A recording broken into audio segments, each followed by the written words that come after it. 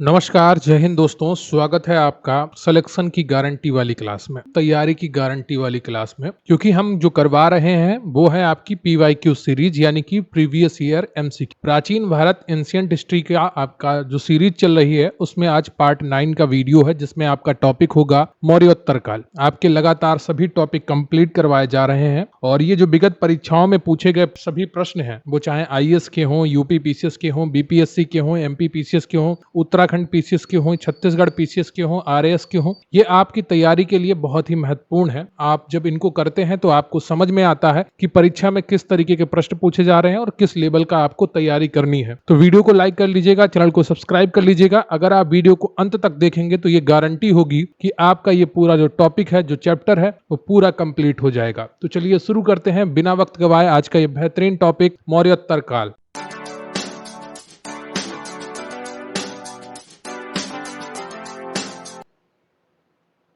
तो अभी हम जो टॉपिक कंप्लीट करने वाले हैं वो है मौर्योत्तर काल। आपका पहला प्रश्न है कि निम्नलिखित में से किस हिंद यवन शासक ने शीशे के सिक्के जारी किए थे? स्ट्रैटो 2, स्ट्रैटो 1, डेमेट्रियस या मिनांडर? UPPSC RI 2014 का प्रश्न है कि निम्नलिखित में से किस हिंद यवन शासक ने शीशे के सिक्के जारी किए थे? और इसका जो सही उत्तर है आपका वो ए है, स्ट्रैटो 2। स्ट्रैटो द्वितीय ने शीशे के सिक्के जारी किए थे। इस हिंद यवन शासक का शासन 25 ईसा पूर्व से 10 ईस्वी तक माना जाता है। अगला प्रश्न है आपका कि निम्नलिखित शासकों में से किसके सिक्कों पर संकर्षण एवं वासुदेव दोनों अंकित हैं? UPPCS मेंस 2017 का प्रश्न है। हुविष्क, कनिष्क, समुद्रगुप्त, अखादोक्लिच? बताइएगा कौन सा ऑप्शन आपका सही है। निम्नलिखित शासकों में से किसके सिक्कों पर संकर्षण एवं वासुदेव दोनों अंकित हैं? और दूसरे का जो सही उत्तर है आपका वो डी ऑप्शन है, अखादोक्लिच। अफगानिस्तान के अय खानम से अखादोक्लिच के सिक्के प्राप्त हुए हैं, जिन पर वासुदेव यानी कि कृष्ण और संकर्षण का चित्र उकेरा गया है। अगला प्रश्न है आपका कि निम्नलिखित में से कौन सा एक अन्य तीनों के समसामयिक नहीं था? बिंबिसार, गौतम बुद्ध, मिलिंद, प्रसन्नजीत? IAS प्री 2005 का प्रश्न है कि निम्नलिखित में से कौन सा एक अन्य तीनों के समसामयिक नहीं था?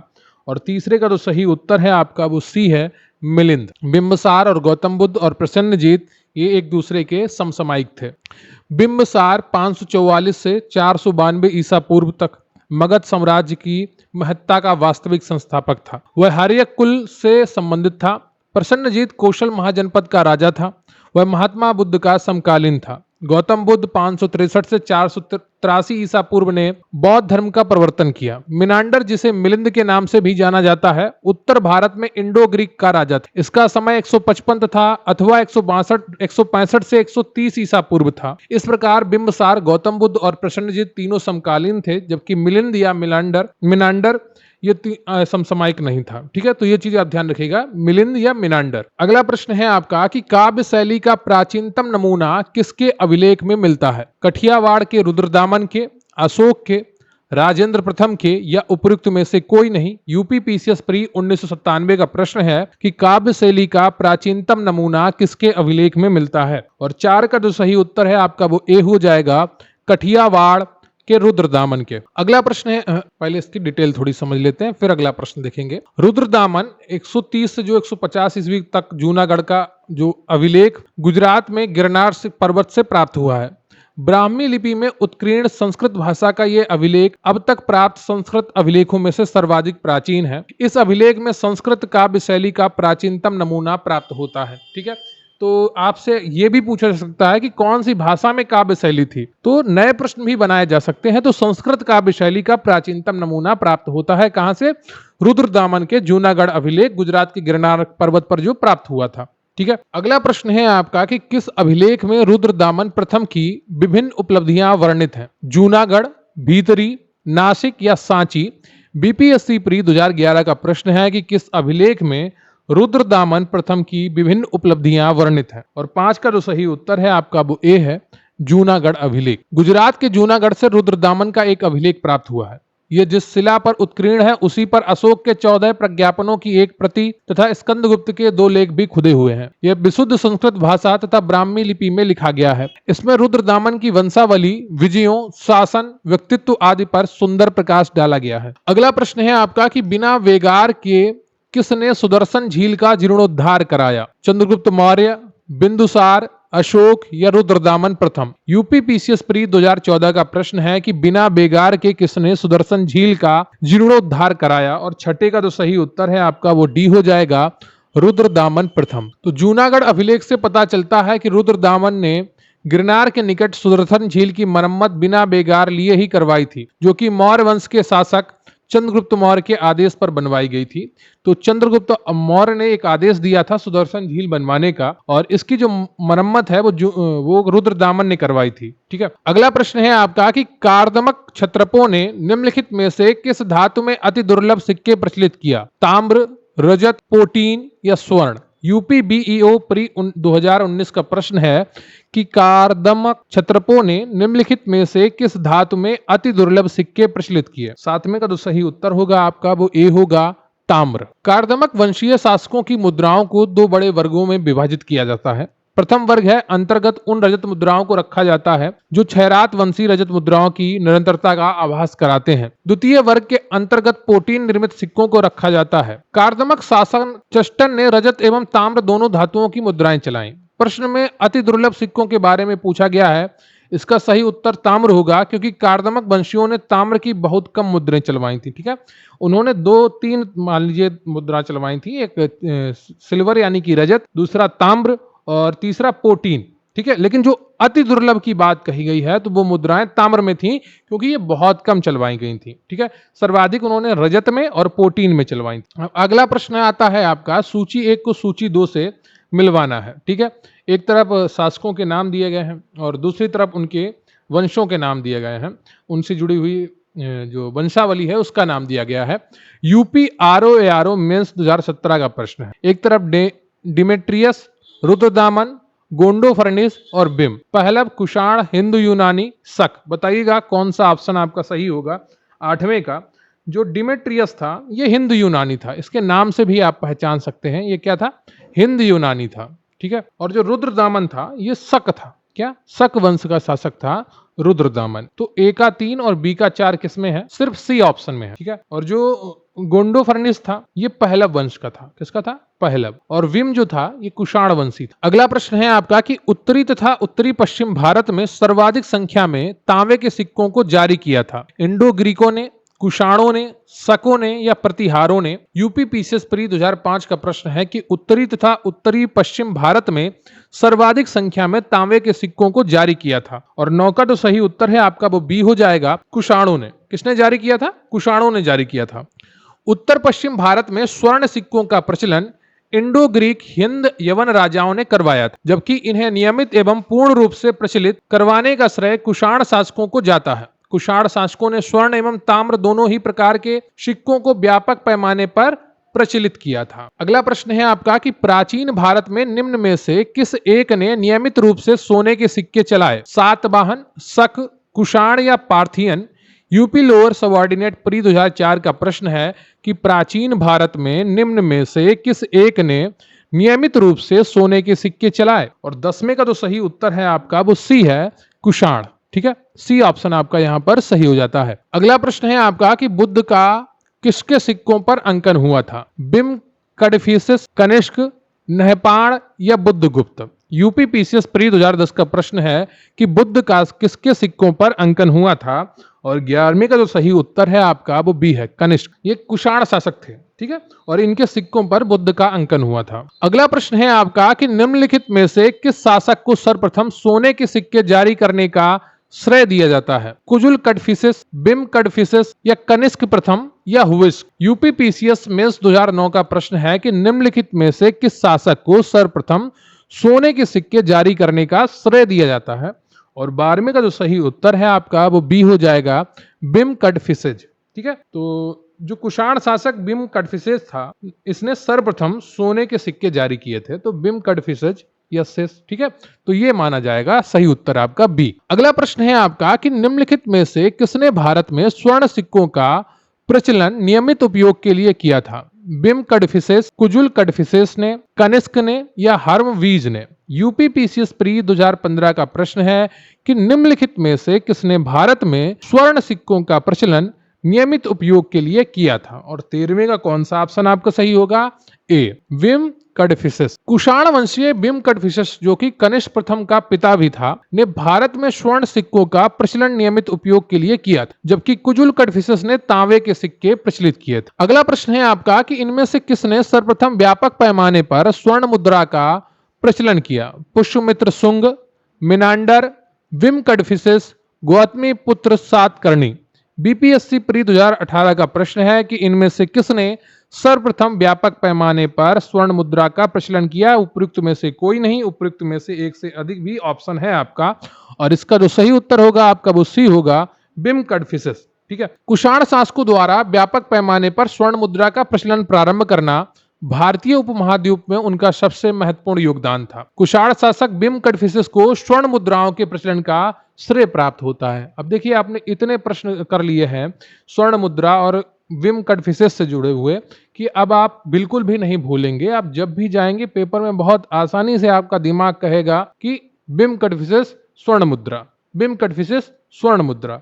स्वर्ण मुद्रा की बात होगी तो आपको बिम कडफिसेस याद आएगा, बिम कडफिसेस की बात होगी तो आपको स्वर्ण मुद्रा याद आएगा, और ये कुषाण शासक था। इसी तरीके से जब आप बार बार रिवीजन करते हैं, एमसीक्यू देखते हैं, प्रीवियस ईयर क्वेश्चन देखते हैं, तो पूरा टॉपिक आपका क्लियर हो जाता है। अगला प्रश्न है आपका कि योद्धेय सिक्कों पर किस देवता का अंकन मिलता है? वासुदेव, मित्र, इंद्र या कार्तिकेय? यूपीपीसीएस स्पेशल मेंस 2008 का प्रश्न है कि योद्धेय सिक्कों पर किस देवता का अंकन मिलता है? बताइएगा कौन सा ऑप्शन आपका सही है, और इसका जो सही उत्तर है आपका वो डी ऑप्शन है, कार्तिकेय। तो योद्धेयों का प्रमाण पुराण, अष्टाध्यायी तथा बृहद संहिता इत्यादि ग्रंथों से प्राप्त होता है। इनका साम्राज्य दक्षिण पूर्वी पंजाब तथा राजस्थान के बीच था। इनके सिक्कों पर कार्तिकेय का अंकन मिलता है। अगला प्रश्न है आपका कि कनिष्क के सारनाथ बौद्ध प्रतिमा अभिलेख की तिथि क्या है? 78 ईस्वी सन, 81 ईस्वी सन, 98 ईस्वी सन या 121 ईस्वी सन? यूपीपीसीएस प्री 2014 का प्रश्न है कि कनिष्क के सारनाथ बौद्ध प्रतिमा अभिलेख की तिथि क्या है? और 16वें का जो सही उत्तर है आपका वो बी है, 81 ईस्वी सन। कनिष्क के सारनाथ बौद्ध अभिलेख की तिथि आपको 81 ईस्वी सन पता चली। यह प्रतिमा मथुरा से लाकर कनिष्क के राज्यारोहण 78 ईस्वी सन के तीसरे वर्ष सारनाथ में स्थापित की गई। तो आपको एक चीज और यहाँ पर याद रहेगी, कनिष्क का जो राज्यारोहण हुआ था वो 78 ईस्वी सन में हुआ था, इसीलिए जो आपका संवत है वो 78 साल पीछे चलता है, ठीक है। अगला प्रश्न है आपका कि कुषाण शासक कनिष्क का राज्याभिषेक किस सन में हुआ था? 178 बीसी, 101 एडी, 58 बीसी या 78 एडी? यूपीपीसीएस प्री 1991 का प्रश्न है कि कुषाण शासक कनिष्क का राज्याभिषेक किस सन में हुआ था? और 17वें का जो सही उत्तर है आपका वो डी हो जाएगा, 78 एडी। कनिष्क के राज्याभिषेक की तिथि अत्यंत विवादास्पद है। इस समस्या का पर विचार करने के लिए वर्ष 1913 तथा वर्ष 1960 में लंदन में 2 अंतरराष्ट्रीय सम्मेलन आयोजित किए गए। द्वितीय सम्मेलन में आम सहमति 78 ईस्वी के पक्ष में ही बनी। इस समय से शक संवत का प्रारंभ माना गया है, ठीक है। अगला प्रश्न है आपका कि शक संवत कब प्रारंभ किया गया? 58 ईस्वी में, 78 ईस्वी में, 320 ईस्वी में या 606 ईस्वी में? यूपीपीसीएस प्री 1990 और यूपी आरओआरओ मेंस 2013 का प्रश्न है कि शक संवत कब प्रारंभ किया गया? और इसका जो सही उत्तर है आपका वो बी हो जाएगा, 78 ईस्वी। जैन ग्रंथों के अनुसार विक्रमादित्य 57 ईसा पूर्व के उत्तराधिकारी को 135 विक्रम संवत में शकों ने पराजित कर उसके उपलक्ष्य में शक संवत चलाया। इस प्रकार इसकी प्रारंभिक तिथि 135 माइनस 57 इक्वल टू 78 ईस्वी आती है। अधिकांश इतिहासकारों ने कुषाण शासक कनिष्क को इसका प्रवर्तक माना है। अगला प्रश्न है आपका कि विक्रम एवं शक संवतों में कितने वर्षों का अंतर है? यूपी यूडीए एलडीए प्री 2006 का प्रश्न है कि विक्रम एवं शक संवतों में कितने वर्षों का अंतर है? 57 वर्ष, 78 वर्ष या 135 वर्ष या 320 वर्ष? और 19 का जो सही ऑप्शन है आपका वो सी हो जाएगा, 135 वर्ष। वर्तमान कैलेंडर से 57 जोड़ देने पर विक्रम संवत प्रारंभ होता है, ठीक यानी कि प्रारंभ में 57 ईसा पूर्व तथा 78 घटा देने पर शक संवत प्रारंभ 78 ईस्वी प्राप्त होता है। अर्थात 2019 विक्रम संवत 2019 में जब हम जो 57 जोड़ देंगे तो 2076 था, ठीक है, और 2019 में अगर हम 78 घटा देंगे तो 1941 आपका शक संवत होगा। इसी तरीके आप 2024 में जब 57 जोड़ देंगे तो वो 81 हो जाएगा, ठीक है, क्या हो जाएगा 2081। और शक संवत में जब आप 2024 में 78 घटा देंगे तो कितना हो जाएगा 1946 हो जाएगा, ठीक है। अतः विक्रम संवत और शक संवत में अंतर 135 वर्ष है, ठीक है। अगला प्रश्न है आपका कि शक संवत पर आधारित राष्ट्रीय पंचांग कैलेंडर का एक चैत्र ग्रेगरियन कैलेंडर पर आधारित 365 दिन के सामान्य वर्ष की निम्नलिखित तिथियों में से किस एक के तदनुरूप है। आईएएस प्री 2014 का प्रश्न है। 22 मार्च अथवा 21 मार्च, 15 मई अथवा 16 मई, 31 मार्च अथवा 30 मार्च, 21 अप्रैल अथवा 20 अप्रैल। बताइएगा शक संवत पर आधारित राष्ट्रीय पंचांग कैलेंडर का एक चैत्र ग्रेगरियन कैलेंडर पर आधारित 365 दिन के सामान्य वर्ष की निम्नलिखित तिथियों में से किस एक के तदनुरूप है। और 20 का जो सही उत्तर है आपका वो ए हो जाएगा, 22 मार्च अथवा 21 मार्च। चैत्र भारतीय राष्ट्रीय पंचांग का प्रथम माह होता है। राष्ट्रीय कैलेंडर की तिथियां ग्रेगरियन कैलेंडर की तिथियों से स्थायी रूप से मिलती जुलती हैं। सामान्यतः एक चैत्र 22 मार्च को होता है और लीप वर्ष में 21 मार्च को। अगला प्रश्न है आपका कि विक्रम संवत कब से प्रारंभ हुआ। यूपी पीसीएस प्री 1992 का प्रश्न है। 78 ईस्वी, 57 ईसा पूर्व, 72 ईसा पूर्व या 56 ईसा पूर्व। बताइएगा विक्रम संवत कब से प्रारंभ हुआ। और 21 का जो सही उत्तर है आपका वो बी हो जाएगा, 57 ईसा पूर्व। विक्रम संवत के दो अन्य नाम भी मिलते हैं, एक तो कृत संवत और दूसरा मालव संवत। जैन साहित्य में महावीर के निर्माण तथा विक्रम संवत के बीच 470 वर्षों का अंतर पाया जाता है। महावीर की निर्माण तिथि 527 ईसा पूर्व मानी जाती है। तदनुसार विक्रम संवत के प्रारंभ की तिथि 527 माइनस 470 ईसा पूर्व यानी कि 57 ईसा पूर्व निर्धारित होती है। अगला प्रश्न है आपका कि निम्नलिखित में से कौन सा वर्ष दिसंबर 2009 में शक संवत का वर्ष होगा। 1931, 1952, 2066 या 2087। यूपी पीसीएस मेंस 2007 का प्रश्न है कि निम्नलिखित में से कौन सा वर्ष दिसंबर 2009 में शक संवत का वर्ष होगा। 22 का कौन सा ऑप्शन आपका सही होगा। देखिए जो शक संवत और वर्तमान जो अपना जो कैलेंडर है अंग्रेजी वाला, उसमें जब आप 78 घटा देते हैं तो सीधे सीधे आपको उत्तर मिल जाता है, क्योंकि 78 ईसा बाद ये जो शुरू हुआ था, 78 ईस्वी में शक संवत शुरू हुआ था। तो आपका यहाँ पर जो सही ऑप्शन है आपका वो ए हो जाएगा। अगर आप 2024 में 78 घटा देंगे तो भी आपका उत्तर मिलेगा, अगर ऐसा प्रश्न बनता है, वैसे लगता नहीं कि बनेगा। अगला प्रश्न है आपका कि कनिष्क के समकालीन निम्नलिखित नामों का अध्ययन करें और निम्नांकित उत्तर कोड के अनुसार अपना उत्तर इंगित करें। अश्वघोष, वसुमित्र, कालिदास या कंबन। यूपी पीसीएस प्री 1994 का प्रश्न है कि कनिष्क के समकालीन निम्नलिखित नामों का अध्ययन करें और निम्नांकित उत्तर कोड के अनुसार अपना उत्तर इंगित करें। और 23 का जो सही उत्तर है आपका वो सी हो जाएगा, 1 और 2, यानी कि अश्वघोष और वसुमित्र। अश्वघोष कनिष्क के राजकवि थे। वसुमित्र भी कनिष्क के आश्रित विद्वान थे। इन्होंने चतुर्थ बौद्ध संगीति की अध्यक्षता भी की थी। कालिदास गुप्त काल में हुए थे, जबकि कंबन 12वीं शताब्दी के थे। अगला प्रश्न है आपका कि अश्वघोष किसके समकालीन थे। अशोक का, चंद्रगुप्त द्वितीय का, कनिष्क का या हर्षवर्धन का। यूपी पीसीएस मेंस 2008 का प्रश्न है। उत्तराखंड पीसीएस प्री 2010 का प्रश्न है कि अश्वघोष किसका समकालीन था। और इसका जो सही उत्तर है आपका वो सी हो जाएगा, कनिष्क का। और क्यों समकालीन थे, क्योंकि ये उनके राजकवि थे। किसके, कनिष्क के राजकवि कौन थे, अश्वघोष थे। अगला प्रश्न है आपका कि निम्नलिखित में से कौन एक कनिष्क के दरबार से संबंध नहीं था। अश्वघोष, Charaka, Nagarjuna, Patanjali. UP lower subordinate special pre 2008 का प्रश्न है कि निम्नलिखित में से कौन एक कनिष्क के दरबार से संबद्ध नहीं था। और 25 का जो सही आंसर है आपका वो डी हो जाएगा, पतंजलि। अश्वघोष, नागार्जुन, पार्श्व तथा चरक ये चारों ही कनिष्क के दरबार से संबंधित थे, जबकि पतंजलि कनिष्क के दरबार से संबंधित नहीं थे। पतंजलि ने पाणिनि की अष्टाध्यायी पर महाभाष्य की रचना की थी। महर्षि पतंजलि शुंगकालीन विद्वान। अगला प्रश्न है आपका कि निम्नलिखित में से कौन कनिष्क प्रथम के दरबार में नहीं गया था। अश्वघोष, पार्श्व, वसुमित्र या विशाखदत्त। यूपी पीसीएस मेंस 2005 का प्रश्न है कि निम्नलिखित में से कौन कनिष्क प्रथम के दरबार में नहीं गया था। और 26 का जो सही ऑप्शन है आपका वो डी हो जाएगा, विशाखदत्त। अगला प्रश्न है आपका कि निम्नलिखित नगरों में से किसका उल्लेख कनिष्क के रबतक अभिलेख में नहीं है। श्रावस्ती, कौशाम्बी, पाटलिपुत्र या चंपा। यूपी आरओ मिस 2014 का प्रश्न है कि निम्नलिखित नगरों में से किसका उल्लेख कनिष्क के रवतक अभिलेख में नहीं है।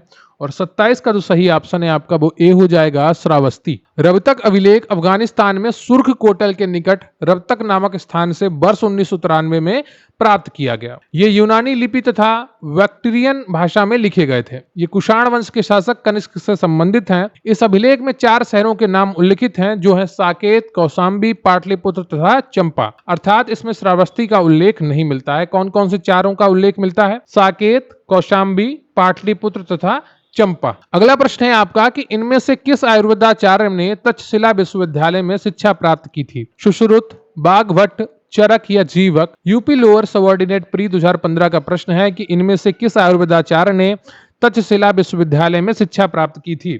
और 28 का जो सही उत्तर है आपका वो कौन सा हो जाएगा? वो चरक और जीवक दोनों सही है। ठीक है, सी ऑप्शन और डी ऑप्शन दोनों सही है। वर्तमान पाकिस्तान के रावलपिंडी जिले में स्थित तक्षशिला प्राचीन समय में गंधार राज्य की राजधानी थी। तक्षशिला के इतिहास में प्रसिद्ध का कारण उसका ख्याति प्राप्त शिक्षा केंद्र होना था। यहाँ अध्ययन के लिए दूर दूर से विद्यार्थी आते थे, जिनमें राजा तथा सामान्य जन दोनों ही सम्मिलित थे। कौशल के राजा प्रसेनजीत बिंबिसार का राज्य वैद्य जीवक, कनिष्क का राज्य वैद्य चरक और बौद्ध विद्वान वसुबंधु, चाणक्य आदि ने यही शिक्षा प्राप्त की थी। बौद्ध साहित्य से पता चलता है कि यह वैद्यक एवं धनुर्विद्या की शिक्षा के लिए विश्व में प्रसिद्ध था। अगला प्रश्न है आपका कि पुष्यमित्र शुंग द्वारा 2 अश्वमेध यज्ञ किए जाने के बारे में जानकारी किस लेख से मिलती है? सारनाथ लेख, बेसनगर लेख, अयोध्या लेख या हाथी गुम्फा लेख। यूपी पीसीएस प्री 2018 का प्रश्न है कि पुष्यमित्र शुंग द्वारा 2 अश्वमेध यज्ञ किए जाने के बारे में जानकारी किस लेख से मिलती है? और 29 का जो सही उत्तर है आपका वो कौन सा हो जाएगा? वो सी है, अयोध्या लेख। पुष्यमित्र शुंग अंतिम मौर्य शासक बृहद्रथ का सेनापति था। इसने 184 ईसा पूर्व में बृहद्रथ की हत्या कर शुंग वंश की स्थापना की। अयोध्या लेख से ज्ञात होता है कि इसने 2 अश्वमेध यज्ञ किए थे। अगला प्रश्न है आपका कि शुंग वंश के बाद किस वंश ने भारत पर राज किया? सातवाहन, कुषाण, कण्वा या गुप्त। बीपीएससी प्री 2001 का प्रश्न है कि शुंग वंश के बाद किस वंश ने भारत पर राज किया? और 30 का जो सही उत्तर है आपका वो सी है, कण्वा यानी कि कण्व वंश। शुंग वंश का अंतिम राजा देवभूति अपने अमात्य वासुदेव के षड्यंत्रों द्वारा मार डाला गया। वासुदेव ने जिस नवीन राजवंश की नींव डाली वह कण्व या कण्वयन नाम से जाना जाता है। शुंगों के समान यह भी ब्राह्मण वंश था। अगला प्रश्न है आपका कि निम्नलिखित में से कौन सा शासक वर्ण व्यवस्था का रक्षक कहा जाता है? पुष्यमित्र शुंग, खारवेल, गौतमी पुत्र सातकर्णी, वासुदेव या समुद्रगुप्त। छत्तीसगढ़ पीसीएस प्री 2013 में पूछा गया प्रश्न है कि निम्नलिखित में से कौन सा शासक वर्ण व्यवस्था का रक्षक कहा जाता है? और 31 का जो सही ऑप्शन है आपका वो सी हो जाएगा, गौतमी पुत्र सातकर्णी। सातवाहन शासक गौतमीपुत्र सातकर्णी ने कहा है कि उसने विभिन्न या विच्छिन्न होते चातुर्वर्ण 4 वर्णों वाली व्यवस्था को फिर से स्थापित किया और वर्ण संकर यानी कि वर्णों और जातियों के सम्मिश्रण को रोका। इसी कारण इसे वर्ण व्यवस्था का रक्षक कहा जाता है। अगला प्रश्न है आपका कि मौर्यों के बाद दक्षिण भारत में सबसे प्रभावशाली राज्य था? सातवाहन, पल्लव, चोल या चालुक्य। यूपी पीसीएस प्री 1993 का प्रश्न है कि मौर्यों के बाद दक्षिण भारत में सबसे प्रभावशाली राज्य था। और 32 का जो सही उत्तर है आपका वो ए हो जाएगा, सातवाहन। मौर्यों के बाद दक्षिण भारत में सबसे प्रभावशाली राज्य सातवाहनों का था। पुराणों में इस वंश के संस्थापक का नाम सिंधुक, सिमुक या शिप्रक दिया गया, जिसने कण्व वंश के राजा सुशर्मा का वध करके अपना शासन स्थापित किया था। अगला प्रश्न है आपका कि सिमुक निम्न वंशों में से किसका संस्थापक था? चेर, चोल, पांड्य या Satavahana. UP PCS special mains 2008 का प्रश्न है कि सिमुक निम्न वंशों में से किसका संस्थापक था? और 33 का तो सही उत्तर है आपका वो डी हो जाएगा, सातवाहन। अगला प्रश्न है आपका किस चीनी जनरल ने कनिष्क को हराया था? पान चाउ, पान यांग, शी हुआंग टी या होटू ओटी। झारखंड पीसीएस प्री 2013 का प्रश्न है कि किस चीनी जनरल ने कनिष्क को हराया था? और 34 का जो सही ऑप्शन है आपका वो ए हो जाएगा, पांचाउ। चीनी स्रोतों के अनुसार 73 ईस्वी से 94 इसके बीच चीन का प्रसिद्ध सेनापति पांचाउ अपने हान वंशी नरेश के आदेशों पर चीनी तुर्किस्तान की विजय के लिए प्रसन्न हुआ। चीनी इतिहासकार युद्ध का कारण यह बताते हैं कि कुषाण शासक ने चीनी सेनापति के पास अपना एक दूत भेजकर हान राजकुमारी से विवाह की मांग की थी। पांचाउ ने प्रस्ताव ठुकरा दिया। फलतः रुष्ट कुषाण शासक ने उसके राज्य पर चढ़ाई कर दी, परंतु कुषाण शासक असफल रहा। अधिकांश इतिहासकार इस कुषाण शासक की पहचान बिम कड़फिसेस के रूप में करते हैं। तथापि यदि कनिष्क का राज्यारोहण 78 ईस्वी मानने के बाद यह युद्ध कनिष्क के समय का हो जाएगा, तो लोग कनिष्क को मान लेंगे। अगला प्रश्न है आपका कि निम्न में से किस वंश के साम्राज्य की सीमाएं भारत के बाहर तक फैली थीं? गुप्त वंश, मौर्य वंश, कुषाण वंश, उपयुक्त में से कोई नहीं।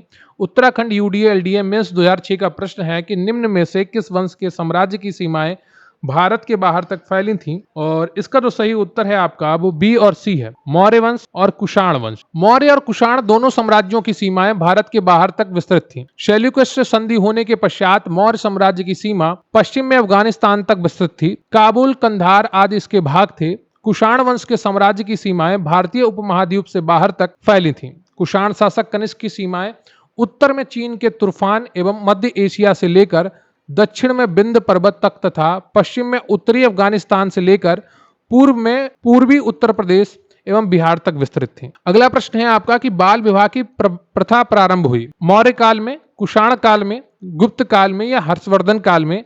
आरएस आरटीएस प्री री एग्जाम 2000 का प्रश्न है कि बाल विवाह की प्रथा आरंभ हुई, और 36 का जो सही उत्तर है आपका वो बी हो जाएगा, कुषाण काल में। कुषाण काल प्रथम शती में बाल विवाह की प्रथा प्रारंभ हुई थी। स्त्रियों में उपनयन की समाप्ति तथा बाल विवाह के प्रचलन से उससे समाज में अत्यंत निम्न स्थिति में ला दिया। इस युग में विवाह की आयु और कम करके 8 से लेकर 10 वर्ष की आयु की कन्या को विवाह के लिए उपयुक्त माना जाना लगा। अगला प्रश्न है आपका कि निम्नलिखित युगों में से कौन सा एक सही सुमेलित है? हड़प्पा सभ्यता, चित्रित धूसर मृदभांड, कुषाण, गांधार कला शैली, मुगल, अजंता चित्रकारी, मराठा, पहाड़ी चित्र शैली। आईएएस प्री 2001 और छत्तीसगढ़ पीसीएस प्री 2008 में पूछा गया प्रश्न है कि निम्नलिखित युग्मों में से कौन सा एक सही सुमेलित है? और आपका जो 37 का सही उत्तर है आपका वो हो जाएगा बी, कुषाण गांधार कला शैली, बिल्कुल सही सुमेलित। कुषाण शासक कनिष्क काल क्षेत्र में 2 स्वतंत्र शैलियों का विकास हुआ, एक गांधार शैली और दूसरी मथुरा शैली। अगला प्रश्न है आपका कि कला की गांधार शैली निम्न में से किस समय में फली फूली? कुषाणों के समय में, गुप्तों के समय में, अकबर के समय में या मौर्यों के समय में? बीपीएससी प्री 1992 का प्रश्न है कि कला की गंधार शैली निम्न समय में फली फूली, किस समय में फली फूली है? और इसका जो सही उत्तर है आपका वो ए हो जाएगा, कुषाणों के समय में। अगला प्रश्न है आपका कि कला की गंधार शैली निम्न समय में फली फूली। बीपीएससी प्री 1992 का प्रश्न है कि कला की गंधार शैली कौन से समय में फली फूली? कुषाणों के समय, गुप्तों के समय, अकबर के समय या मौर्यों के समय? बताइएगा कौन सा ऑप्शन आपका सही है 38 का, और सही उत्तर है आपका ए ऑप्शन, कुषाणों के समय। अगला प्रश्न है आपका कि निम्नलिखित में से कौन सा सही सुमेलित नहीं है? कुषाण, गुप्त, Satavahana, Kalachuri. UP RO pre 2016 का प्रश्न है, और सिक्कों की धातुएं पूछी गई हैं कि किसने कौन से सिक्के जारी किए। तो 39 का कौन सा ऑप्शन आपका सही होगा? ए ऑप्शन आपका सही है। कुषाण स्वर्ण एवं ताम्र के सिक्के जारी किए थे। गुप्तों ने स्वर्ण और एवं रजत के सिक्के जारी किए थे, सही है। कलचुरी ने स्वर्ण, रजत एवं ताम्र के सिक्के जारी किए थे, सही है। लेकिन सातवाहन गलत है यहाँ पर, तो यही ऑप्शन आपका सही हो जाएगा। सातवाहनों ने स्वर्ण के सिक्के जारी नहीं किए थे, उन्होंने चांदी, तांबा तथा शीशे के सिक्के जारी किए थे। तो सातवाहन ने तांबा, शीशा और रजत यानी कि चांदी के सिक्के जारी किए थे, स्वर्ण के सिक्के जारी नहीं किए थे, इसलिए आपका सी ऑप्शन यहाँ पर सही हो जाएगा। अगला प्रश्न है आपका 40। सूची 1 तथा सूची 2 को सुमेलित कीजिए तथा सूचियों के नीचे दिए गए कूट से सही उत्तर चुनिए। एक तरफ आपकी जो सूची 1 है और दूसरी तरफ सूची 2 है। यूपी पीसीएस प्री 2017, एक तरफ दिए गई कुछ विषय वस्तु है और दूसरी तरफ उनसे जुड़े हुए व्यक्तियों के नाम है, वंशों के नाम है। तो आपको बताना है कौन सा ऑप्शन आपका सही होगा, ये ठीक है। तो जो गंधार कला है वो किससे संबंधित है? वो कुषाणों से संबंधित है। जूनागढ़ शिलालेख किससे संबंधित है? रुद्र दामन से संबंधित है। तो ए का 3 और बी का 4 किस में है? केवल सी ऑप्शन में है, ठीक है। और मिलिंद पन्नो मिनांडर, तक्षशिला लेख पथिक, ठीक है। अगला प्रश्न है आपका कि अफगानिस्तान का बमियान प्रसिद्ध था हिंदू मंदिर के कारण, हाथी दांत के काम हेतु, स्वर्ण सिक्कों के टंकण हेतु या बुद्ध प्रतिमा के लिए? यूपी पीसीएस स्पेशल मेंस 2008 का प्रश्न है कि अफगानिस्तान का बामियान प्रसिद्ध था, किस लिए प्रसिद्ध था ये आपको बताना है। और इसका जो सही उत्तर है आपका वो डी है, बुद्ध प्रतिमा के लिए। अफगानिस्तान का बामियान पहाड़ियों को काटकर बनवाई गई बुद्ध प्रतिमाओं के लिए प्रसिद्ध था, लेकिन अफगानिस्तान में तालिबान शासन ने इन बुद्ध प्रतिमाओं को नष्ट करवा दिया है। अगला प्रश्न है आपका कि जो कला शैली भारतीय और यूनानी ग्रीक आकृति का सम्मिश्रण है उसे कहते हैं? शिखर, वेरा, गांधार या नागर? आरएएस आरटीएस प्री 2008 और 1993 में पूछा गया प्रश्न है कि जो कला शैली भारतीय और यूनानी ग्रीक आकृति का सम्मिश्रण है उसे क्या कहते हैं? और 42 का जो सही उत्तर है आपका वो सी है, गांधार कहते हैं। क्या कहते हैं? गांधार। भारतीय और यूनानी आकृति की सम्मिश्रित शैली गांधार शैली है। इस कला शैली के प्रमुख संरक्षक शक एवं कुषाण थे। इस कला का विषय मात्र बौद्ध होने के कारण इसे यूनानी बौद्ध, इंडो ग्रीक या ग्रीको रोमन भी कहा जाता है। अगला प्रश्न है आपका कि गांधार कला शैली एक संश्लेषण है भारतीय तथा फारसी कला का, भारतीय तथा चीनी कला का, भारतीय तथा तुर्की अफगानी कला का, या भारतीय तथा यूनानी कला का। यूपी पीसीएस प्री 1996 में पूछा गया प्रश्न है, बताइएगा कौन सा ऑप्शन आपका सही होगा। गांधार कला शैली का संश्लेषण है। और 43 का जो सही उत्तर हो जाएगा आपका वो है डी, भारतीय तथा यूनानी कला का। अगला प्रश्न है आपका कि निम्नलिखित में से किस मूर्ति कला में सदैव हरित स्तरित चट्टान का प्रयोग माध्यम के रूप में होता था? मौर्य मूर्ति कला, मथुरा मूर्ति कला, या भरभूत मूर्ति कला, या गांधार मूर्ति कला। आईएएस प्री 1996 का प्रश्न है कि निम्नलिखित में से किस मूर्ति कला में सदैव हरित स्तरित चट्टान का प्रयोग माध्यम के रूप में होता था? और 44 का जो सही उत्तर है आपका वो कौन सा हो जाएगा? डी, गांधार मूर्ति कला। गांधार कला में सदैव हरित स्तरित या शिष्ट चट्टान का प्रयोग ही मूर्तियां बनाने के लिए किया जाता था। यद्यपि मथुरा कला में भी इसके अनुसरण पर शिष्ट का प्रयोग किया गया था। अगला प्रश्न है आपका कि प्राचीन कला के भारत और आक्रमणों के संबंध में निम्नलिखित में से कौन सा एक सही कालानुक्रम है? यूनानी शक कुषाण, यूनानी कुषाण शक, शक यूनानी कुषाण, या शक कुषाण यूनानी। आईएएस प्री 2006 का प्रश्न है कि प्राचीन कला के भारत पर आक्रमणों के संबंध में निम्नलिखित में से कौन सा एक सही कालानुक्रम है, यानी कि किस क्रम में लोगों ने आक्रमण किया है? और इसका जो सही उत्तर है आपका वो ए ऑप्शन है, यूनानी शक कुषाण। ठीक है। भारत में बाह्य आक्रमणों के कालों का सही कालानुक्रम इस प्रकार है। यूनानी 326 ईसा पूर्व, सिकंदर महान जब आक्रमण करता है, फिर आते हैं शक प्रथम शताब्दी ईसा पूर्व, और फिर आते हैं कुषाण पहली शताब्दी ईस्वी में। अगला प्रश्न है आपका कि पहला ईरानी शासक जिसने भारत के कुछ भाग को अपने अधीन किया था, साइरस, कैम्बिसिस, डेरियस प्रथम, या सहार्स। आरएएस आरटीएस प्री 1994 का प्रश्न है कि पहला ईरानी शासक जिसने भारत के कुछ भाग को अपने अधीन किया था वो कौन सा था? और 46 का जो सही उत्तर है आपका वो सी है, डेरियस प्रथम। ईरानी शासक डेरियस प्रथम 522 से 486 ईसा पूर्व ने सर्वप्रथम भारत के कुछ भाग को अपने अधीन किया था। हेरोडोटस के अनुसार डेरियस प्रथम के साम्राज्य में संपूर्ण सिंधु घाटी का प्रदेश शामिल था तथा पूर्व की ओर इसका विस्तार राजपूताना के रेगिस्तान तक था। पारसी पोलिस एवं नक्शे रुस्तम के शिलालेखों के अनुसार पंजाब भी उसके साम्राज्य में शामिल था। अगला प्रश्न है आपका कि निम्न राजवंशों में सबसे पुराना राजवंश था? चालुक्य, पल्लव, राष्ट्रकूट, या Satavahana. UP UDA LDA pre 2001 का प्रश्न है कि निम्न राजवंशों में सबसे पुराना राजवंश कौन सा था? बताइएगा 47 का कौन सा ऑप्शन आपका सही है। तो इस प्रकार के क्वेश्चन जब आप हल करते हैं तो आपको राजवंशों का जो सही कालखंड है उसका पता होना बहुत जरूरी है। अगर आपको कालखंड याद आ जाते हैं तो बहुत आसानी से आप इनका उत्तर कर पाते हैं। और सबसे पुराने राजवंश की बात कही गई है यहाँ पर, वो है आपका डी, सातवाहन राजवंश। सातवाहन राजवंश के संस्थापक सिमुक का समय कुछ स्रोतों के अनुसार लगभग 200 ईसा पूर्व माना जाता है। कुछ स्रोतों में इसे कर्ण वंश के अंतिम शासक सुशर्मा के समकालीन ईसा पूर्व प्रथम शताब्दी से 60 ईसा पूर्व माना जाता है। अगला प्रश्न है आपका कि आंध्र सातवाहन राजाओं की सबसे लंबी सूची किस पुराण में मिलती है? वायु पुराण, विष्णु पुराण, मत्स्य पुराण, या उपयुक्त में से कोई नहीं। उत्तराखंड यूडीए एलडीए मेंस 2006 का प्रश्न है कि आंध्र सातवाहन राजाओं की सबसे लंबी सूची किस पुराण में मिलती है? और 48 का जो सही उत्तर है आपका वो सी है, मत्स्य पुराण में मिलती है। पुराणों में कुल 30 सातवाहन राजाओं के नाम मिलते हैं, जिनमें से सबसे लंबी सूची मत्स्य पुराण में 29 राजाओं की मिलती है। अगला प्रश्न है आपका कि सातवाहनों की राजधानी अवस्थित थी अमरावती में, नांदेड़ में, नाल दुर्ग में, या दुर्ग में। यूपी पीसीएस मेंस 2005 का प्रश्न है कि सातवाहनों की राजधानी अवस्थित थी। और 49 का जो सही उत्तर है आपका वो ए हो जाएगा, अमरावती। और एक बार ये फिर से आंध्र प्रदेश की राजधानी बनने वाली है। सातवाहनों की वास्तविक राजधानी प्रतिष्ठान या पैठन में अवस्थित थी। पुराणों में इस राजवंश को आंध्रभृत या आंध्र जातीय कहा गया है। उनकी आरंभिक राजधानी अमरावती मानी जाती है। अगला प्रश्न है आपका कि निम्न में से कौन सा स्थान सातवाहनों की राजधानी था? प्रतिष्ठान, नागार्जुन कोंडा, साकल अथवा सियालकोट, या Pataliputra. UP lower subordinate special pre 2008 का प्रश्न है कि निम्न में से कौन सा स्थान सातवाहनों की राजधानी था, और 50 का जो सही उत्तर है आपका वो ए हो जाएगा, प्रतिष्ठान। अगला प्रश्न है आपका कि निम्नलिखित शासकों में से किसके लिए एकह ब्राह्मण प्रयुक्त हुआ है?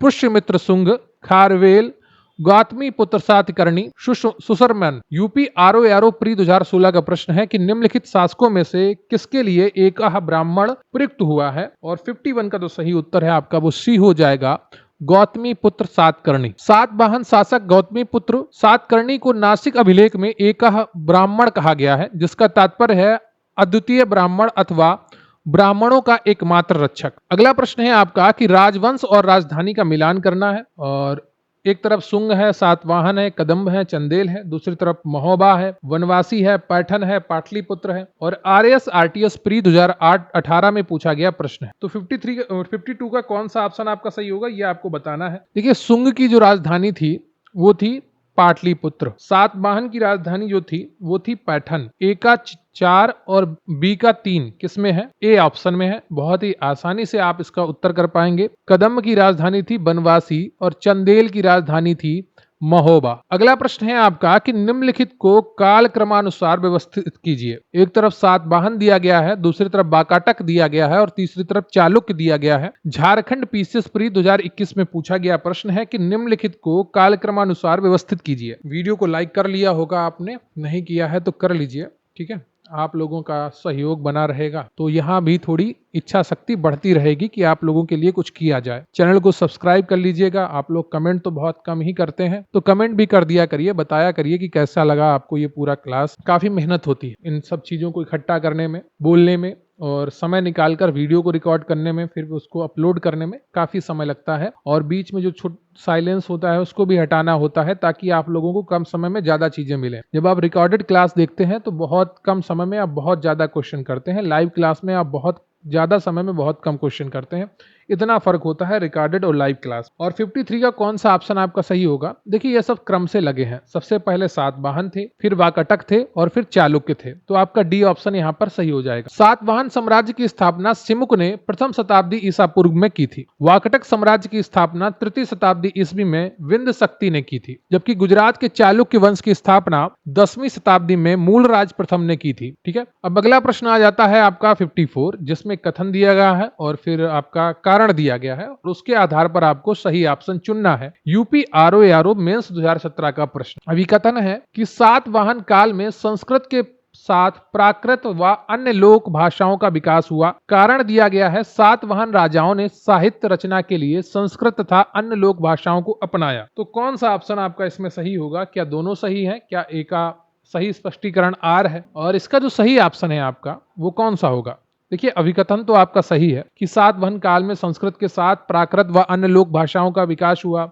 अब अन्य लोक भाषाएं कौन सी थी उनको भी आपको जानकारी होनी चाहिए, ठीक है। और फिर है एक तो पाली थी। सातवाहन राजाओं ने साहित्य रचना के लिए संस्कृत तथा अन्य लोक भाषाओं को अपनाया, ये भी सही बात है, तो आपका ए ऑप्शन यहाँ पर सही हो जाता है। अगला प्रश्न है आपका कि सातवाहन शासकों के संदर्भ में निम्नलिखित कथनों में से कौन सा कथन सत्य है? यूपी पीसीएस प्री 2021 में पूछा गया प्रश्न है कि सातवाहन नरेश प्राकृत भाषा के पोषक थे। दूसरा पॉइंट है सातवाहन काल में कला के लोक पक्ष को अधिक प्रोत्साहन मिला। तो कूट के आधार पर चुनना है कितने बिंदु सही हैं दोनों में से। देखिए, सातवाहन नरेश प्राकृत भाषा के पोषक थे, ये बिल्कुल सही बात है। सातवाहन काल में कला के लोक पक्ष को अधिक प्रोत्साहन मिला, ये भी बात सही है। तो यहाँ पर जो आपका ऑप्शन सही हो जाएगा वो बी हो जाएगा, 1 और 2 दोनों। तो सातवाहन शासकों के शासन काल में प्राकृत एवं संस्कृत भाषाओं का विकास हुआ। सातवाहन शासक हाल ने गाथा सप्तशती नामक प्राकृत भाषा में श्रृंगार रस प्रधान गीत काव्य की रचना की थी। गाथा सप्तशती की रचना किसने की थी? सातवाहन शासक हाल ने, और ये प्राकृत भाषा में था और श्रृंगार रस प्रधान गीत था। सातवाहन काल में स्थापत्य तथा मूर्तिकला के उदाहरण प्राप्त हुए हैं जो बौद्ध धर्म से संबंधित। अगला प्रश्न है आपका कि निम्नलिखित में से कौन सा युग्म सही सुमेलित नहीं है? नासिक गौतमी पुत्र, हाथी गुम्फा, खारवेल, भीतरी, पुलकेशन द्वितीय, गिरनार, रुद्रदामन प्रथम। यूपी आरओ प्री 2017 का प्रश्न है कि निम्नलिखित में से कौन सा सही सुमेलित नहीं है? और 56 का जो सही उत्तर हो जाएगा आपका, देखिए जो सी ऑप्शन है आपका वो सही सुमेलित नहीं है। भीतरी का जो संबंध है वो पुलकेशन द्वितीय से नहीं है, बल्कि गुप्त वंश के शासक स्कंदगुप्त से है। ठीक है, तो यहाँ पर ये आपका सही ऑप्शन हो जाएगा, जो सही सुमेलित नहीं है। भीतरी का जो संबंध है वो गुप्त वंश के शासक पुलकेशन द्वितीय से नहीं है,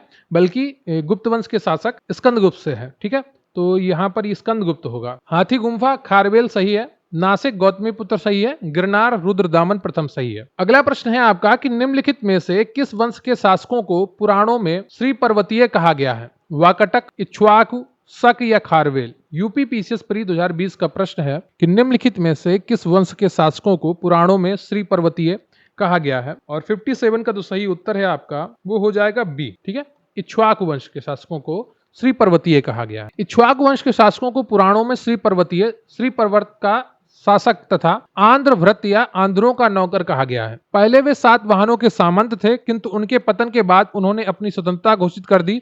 इस वंश का संस्थापक श्री शांतमूल। अगला प्रश्न है आपका 58। कथन ए और कारण आर के आधार पर आपको सही ऑप्शन चुनना है। यूपी लोअर सबऑर्डिनेट प्री 1998 में पूछा गया प्रश्न है। कुषाण फारस की खाड़ी और लाल सागर से होकर व्यापार करते थे। उनकी सुसंगठित नौसेना उच्च कोटि की थी। बताइएगा 58 का कौन सा ऑप्शन आपका सही होगा। देखिए, आपका कथन तो सही है कि कुषाण फारस की खाड़ी और लाल सागर से होकर व्यापार करते थे, लेकिन उनकी नौसेना उच्च कोटि की नहीं थी। ठीक है, तो ये आपका गलत हो जाएगा, इसलिए आपका सी ऑप्शन सही हो जाएगा।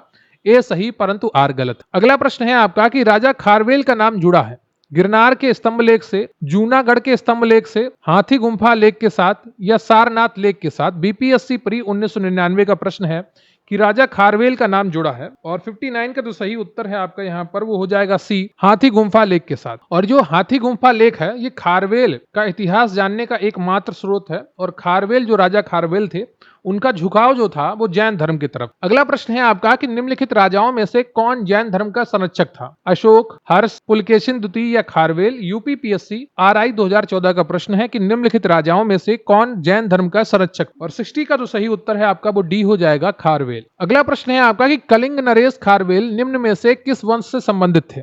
चेदी, कदम्ब, कलिंग या Haryanka? UP PCS special mains 2008 और यूपी पीसीएस मेंस 2015 का प्रश्न है कि कलिंग नरेश खारवेल निम्न में से किस वंश से संबंधित थे? और इसका जो सही उत्तर है आपका वो हो जाएगा ए, चेदी वंश। ठीक है, अगला प्रश्न है आपका कि निम्नलिखित राजाओं में से कौन जैन धर्म के प्रति भारी झुकाव रखता था? बीपीएससी प्री 2008 का प्रश्न है और इसका जो सही उत्तर है आपका वो सी है, खारवेल। अगला प्रश्न है आपका कलिंग नरेश खारवेल का संबंध था महामेघवाहन वंश से, सातवाहन वंश से या चेदी वंश से या रट भोजक वंश से? उपयुक्त में से कोई नहीं, उपयुक्त में से एक से अधिक। बीपीएससी प्री 2016 का प्रश्न है और इसका जो सही उत्तर है आपका वो है, देखिए यहाँ पर आपके जो सही ऑप्शन हो सकते हैं वो 2 हो सकते हैं। एक तो चेदी वंश, कलिंग नरेश खारवेल चेदी वंश का जो संस्थापक था वो चेदी वंश से था। ठीक है, और जो चेदी वंश का संस्थापक था वो महामेघवाहन था, अतः इसका नाम महामेघवाहन वंश भी पड़ गया। तो ए और बी यहाँ पर आपका सही हो जाता है, इसलिए आपका ए ऑप्शन यहाँ पर सही होगा। कलिंग के चेदी राजवंश का संस्थापक महामेघवाहन नामक व्यक्ति था, अतः इस वंश का नाम महामेघवाहन वंश भी पड़ गया। इस वंश का सर्वाधिक शक्तिशाली शासक खारवेल हुआ था। अगला प्रश्न है आपका कि हाथी गुम्फा का अभिलेख किस शासक के विषय में जानकारी का स्रोत है? खारवेल, अशोक, हर्षवर्धन या कनिष्क? यूपी पीसीएस प्री 2018 का प्रश्न है कि हाथी गुम्फा का अभिलेख किस शासक के विषय में जानकारी का स्रोत है? और 64 का कौन सा ऑप्शन आपका सही होगा ये आपको बताना है। और इसका जो सही उत्तर है आपका वो ए है, खारवेल। अगला प्रश्न है आपका कि पूर्वी रोमन शासक जस्टिनियन का सर्वाधिक महत्वपूर्ण योगदान किस क्षेत्र में था? विधि, स्थापत्य कला, विज्ञान या साहित्य? आरएएस आरटीएस प्री 1994 का प्रश्न है और इसका जो सही उत्तर है आपका वो ए है, विधि। पूर्वी रोमन शासक जस्टिनियन को सर्वाधिक प्रसिद्ध उसके न्याय संबंधी सुधारों से मिली। जस्टिनियन रोमन कानून के संपूर्ण संशोधन के लिए उत्तरदायी था। अगला प्रश्न है आपका कि पेरिप्लस ऑफ द इरीथ्रियन सी किसने लिखी? टेसियस, प्लिनी, टॉलमी या स्ट्रैबो? बीपीएससी प्री 2018 का प्रश्न है कि पेरिप्लस ऑफ द इरीथ्रियन सी किसने लिखी? तो इसका जो सही ऑप्शन है वो ई है, उपयुक्त में से कोई नहीं। पेरिप्लस ऑफ द इरीथ्रियन या एरीथ्रियन सी एक पुस्तक है, एक ग्रंथ है जिसे मैन्युस्क्रिप्ट इंग्लिश में कहेंगे। ये रोमन मिस्र बंदरगाहों से नेविगेशन और व्यापार के अवसरों का वर्णन करता है। इसे लगभग 60 ईस्वी पूर्व में ईस्वी में अलेक्जेंड्रिया के एक अनाम नाविक ने लिखा था। ठीक है, उस नाविक का नाम नहीं पता है और इसने भारत से आयात तथा निर्यात की जाने वाली वस्तुओं का भी उल्लेख किया है। तो अलेक्जेंड्रिया का कोई नाविक था जिसने इस किताब को लिखा था, पेरिप्लस ऑफ द एरिथ्रियन, लगभग 60 ईस्वी में। तो ये आपका पूरा टॉपिक कंप्लीट होता है मौर्योत्तर काल। प्राचीन भारत या एंशिएंट हिस्ट्री का पार्ट 9 था और आपके 6 पार्ट और बचे हैं और लगभग 15 पार्ट में आपका ये पूरा कंप्लीट हो चुका होगा। और यूपी पीसीएस, आरओ बीपीएससी की अगर आप तैयारी कर रहे हैं तो विगत परीक्षाओं के जो पूछे गए प्रश्न हैं उनको लगातार देखते रहिए, समझते रहिए और इसी प्रकार करते रहिए और निश्चित रूप से आपकी तैयारी बहुत अच्छी चल रही है अगर आप लगातार सारे वीडियो देख रहे हैं और प्रीवियस ईयर एमसीक्यू को समझ रहे हैं। वीडियो को लाइक कर लीजिएगा, चैनल को सब्सक्राइब कर लीजिएगा और आपको ये वीडियो कैसा लगा कमेंट करके जरूर बताइएगा। मुझे आपके कमेंट्स का इंतजार रहता है। तब तक के लिए जय हिंद, जय भारत।